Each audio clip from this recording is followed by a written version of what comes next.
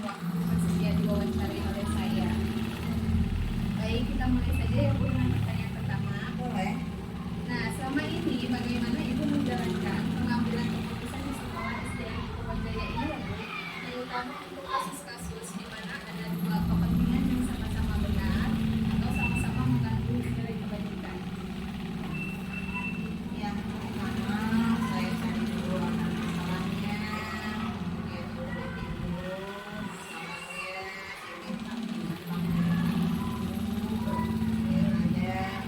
kemudian saya walaupun keduanya pertama masalah itu sama ya, oke, sama penting, saya akan mengambil atau memilih yang dampaknya dampak positifnya paling banyak dan dampak negatifnya paling sedikit. Ya, mungkin dilihat dulu data-datanya baru didiskusikan ya Bu. Ya. Nah, langkah-langkah atau prosedur seperti apa yang Ibu lakukan? Yang pertama kita cari dulu kan akar masalahnya, kita gali dulu, kemudian kita cari informasi dari kita, kemudian minta pendapat dari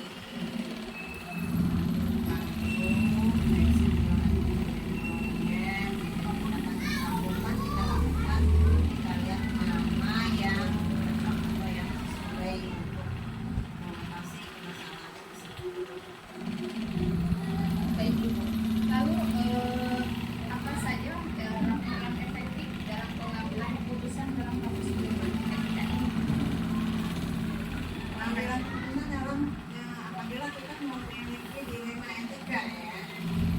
Kalau keduanya dari berbagai pihak itu sama-sama betul, sama-sama benar, tapi kan kita ambil yang tadi saya bilang kayak ini yang dampak positifnya paling banyak. Lalu hal apa saja yang selama ini merupakan tantangan dalam pengambilan keputusan dalam kasus-kasus dilema etika ini? Tantangannya itu kan menyatukan pendapat ya. Ini kan punya bukan hanya satu, tapi ada beberapa baik buku, ide maupun dari ketiga pihak itu dari stakeholder tersebut ya kita ambil lah yang paling gitu ya. Yang susahnya itu kan tantangannya itu kadang-kadang mereka tetap bersikuku dengan pendapat masing-masing. Bagaimana kita menyatukan berbagai pendapat itu menjadi suatu keputusan yang sebenarnya bersama.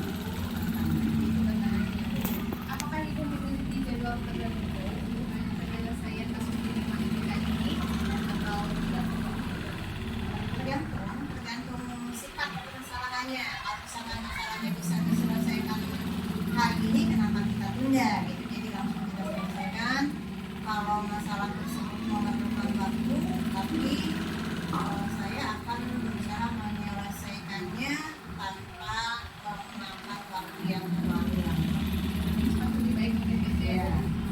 Nah, adakah faktor-faktor yang mempermudah atau membantu Ibu dalam pengambilan keputusan dalam kasus-kasus dilema etika ini? Faktor yang sangat mempermudah itu tentunya kerjasama dari berbagai pihak, baik dari guru, komite atau orang tua. Jadi kalau dengan adanya kerjasama, maka semua masalah itu akan lebih mudah untuk mencari solusinya. Baik. Nah, dari semua hal itu yang telah disampaikan sama Ibu ya, pembelajaran apa yang Ibu ambil dari pengalaman Ibu dalam pengambilan keputusan dilema etika ini? Pembelajarannya itu bagaimana cara kita menyatukan berbagai pendapat yang berbeda sehingga bisa disepakati bersama bagaimana caranya. Nah itu pembelajaran yang dapat saya petik, saya ambil dari berbagai masalah yang saya menyatukan pendapatnya itu, saya jadikan pembelajaran yang sangat berharga. Pengalaman yang indah, pembelajaran yang paling berharga ya Bu. Ya. Baik Ibu, pemaparannya cukup jelas, mungkin cukup sekian pertanyaan dari saya, sangat luar biasa sekali ya Bu. Terima kasih Ibu. Sama-sama, semoga sukses ya, lancar. Amin. Baik, barangkali Ibu mau melanjutkan aktivitas selanjutnya ya Bu. Ya. Ini sudah Bu. Assalamualaikum. Salam.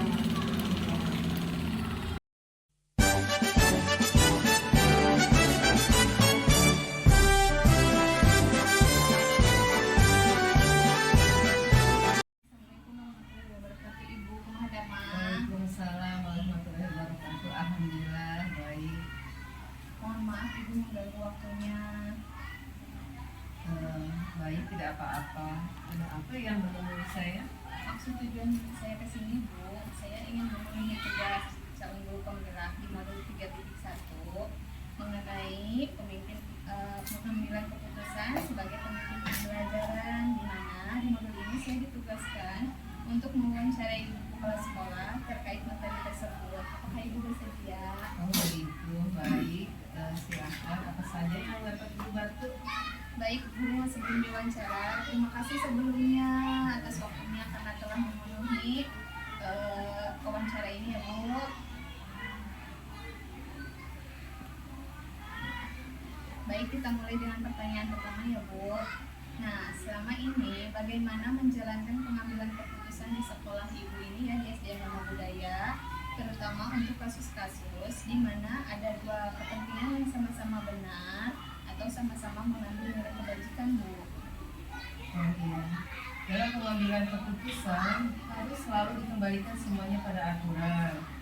Setiap pengambilan keputusan, saya selalu menjalin hubungan dengan rekan-rekan sejawat, memastikan bahwa keputusan tersebut benar-benar dipahami karena selalu ada alasan dibalik suatu kejadian. Baik Bu. Nah, kemudian langkah-langkah atau prosedur seperti apa yang biasa Ibu lakukan selama ini? Pertama, saya akan mencari informasi terlebih dahulu. Saya akan datang ke lapangan, turun langsung untuk wawancara dari berbagai pihak. Lalu setelah itu saya menganalisis untuk diambil keputusan yang terbaik. Hal apa saja yang selama Ibu ini anggap efektif dalam pengambilan keputusan pada kasus-kasus di luar etika? Kalau saya merasa suatu pengambilan keputusan itu efektif apabila dilakukan dengan spontanitas, tergantung objek permasalahannya. Saya mengobrol dengan tim manajemen sekolah dan guru-guru senior, didengar pendapatnya supaya ada keputusan bersama. Jadi kita tidak memihak pada salah satu pihak. Ya, jadi didiskusikan terlebih dahulu Iya, ya Bu. pasti. Iya. Hal apa saja yang selama ini merupakan tantangan dalam pengambilan keputusan pada kasus-kasus di luar etika? Tantangan yang dihadapi dalam pengambilan keputusan apabila kurang bisa diterima, ya, tentu saja kita harus bisa meyakinkan orang-orang yang terlibat dengan keputusan kita. Jadi benar-benar kita memberikan keyakinan bahwa keputusan ini adalah hasil bersama dan yang terbaik. Nah, kemudian hal apa saja selama ini merupakan tantangan dalam pengambilan keputusan kasus-kasus di luar etika itu? Tantangan yang dihadapi dalam pengambilan keputusan apabila tidak bisa diterima, tentu saja kita harus meyakinkan orang-orang yang terlibat dengan keputusan kita tadi. Gitu. Jadi kita benar-benar melibatkan orang-orang yang diambil keputusannya itu benar-benar yang terbaik. Untuk semuanya ya Bu. Ya, Nah, apakah ada jadwal tertentu untuk menyelesaikan kasus tersebut? tidak ada jadwal tertentu ya biasanya. Pokoknya harus bisa diselesaikan dengan baik dan sebisa mungkin selesai tidak terlalu lama. Jadi kita tidak mengulur waktu agar permasalahan itu cepat selesai dan keputusannya pun cepat diterima gitu, dihasilkan. Ya, jadi penyelesaiannya lebih cepat lebih baik ya Bu, Iya, ya. cepat lebih baik. Kemudian adakah seseorang atau faktor-faktor yang selama ini mempermudah dalam pengambilan keputusan kasus-kasus di luar etika itu? Biasanya faktor-faktor yang memudahkan adalah itu berasal dari adanya dukungan dari jajaran guru-guru. Jadi guru-guru itu memang adalah sebuah faktor yang paling utama untuk mengambil sebuah keputusan itu. Jadi saling bekerja sama Iya, ya Bu. saya bekerja sama. Dari semua hal yang telah disampaikan, pembelajaran apa yang dapat Ibu petik dari pengalaman Ibu mengambil keputusan dilema etika? Pengalamannya adalah itu pengalaman, ada istilah mengatakan pengalaman adalah guru terbaik. Nah, jadi pengalaman itulah yang menjadi guru terbaik. Kita belajar dari berbagai kejadian untuk setiap kasus permasalahan yang terjadi di lapangan. Jadi pengalaman itu yang jadi pelajaran kita untuk mengambil sebuah keputusan. Pengalaman itu guru terbaik ya Bu. Iya. Nah, selama ini bagaimana Ibu dapat mengidentifikasi kasus-kasus yang merupakan dilema etika atau rujukan keputusan? Kami mengambil berbagai pendapat dan masukan dari banyak pihak. resiko dari suatu keputusan itu pasti akan ada yang tidak setuju atau tidak disukai ya. Walau bagaimanapun harus ada keputusan, maka kita harus mengambil resiko terkecil. Jadi setiap keputusan pasti ada resikonya, tapi kita ambillah resiko yang paling terkecil. Memperkecil dampaknya Bu. Iya. Nah, selama ini bagaimana Ibu menjalankan pengambilan keputusan, terutama kasus-kasus di mana dua kepentingan itu yang Ibu lakukan? Strateginya apa Bu? Strateginya biasanya seperti disampaikan tadi ya, kita komunikasi dengan yang lain, mengambil resiko terkecil dan prosedur yang diambil sesuai aturan. Prosedurnya seperti apa Bu? Mengikuti prosedurnya yang harus seperti itu, langkahnya juga seperti itu. Jadi seperti yang sudah disebutkan, ingin lebih efektif meminta berbagai pendapat yang lebih banyak. Cuma sebetulnya apabila terlalu banyak pendapat biasanya ya, justru malah terlalu banyak kepala dan membuat memakan waktu yang banyak. Maka sudah cukup diwakili dengan perwakilan guru dan komite sebagai perwakilan orang tua. Kemudian hal yang paling menantangnya Bu, apa Bu? Hal yang paling menantang itu sebetulnya untuk tenaga pendidik dan kependidikan, saya tidak berbicara yang lain ya, tapi masalah kesejahteraan sampai saat ini guru sudah UMR, namun guru dan karyawan masih jauh di bawah UMR.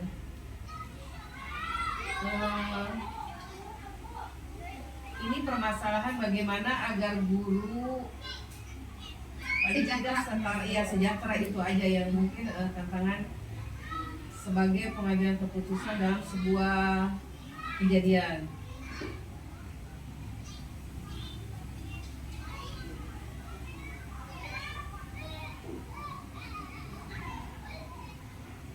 Baik Ibu, terima kasih ya Bu. Pemaparan Ibu cukup jelas bagi saya, dan tadi sudah disampaikan tantangan serta cara Ibu mengambil keputusan secara baik di Wana Budaya ini ya Bu. Cara mengambil keputusan sudah sesuai dengan pengambilan keputusan di dalam pembelajaran gitu, sudah sesuai sekali. Demikian mungkin. Sama-sama, semoga sukses pendidikan guru penggeraknya ya, cepat berhasil. Amin. Baik Ibu, barangkali Ibu mau melanjutkan aktivitas, mohon maaf mengganggu waktunya.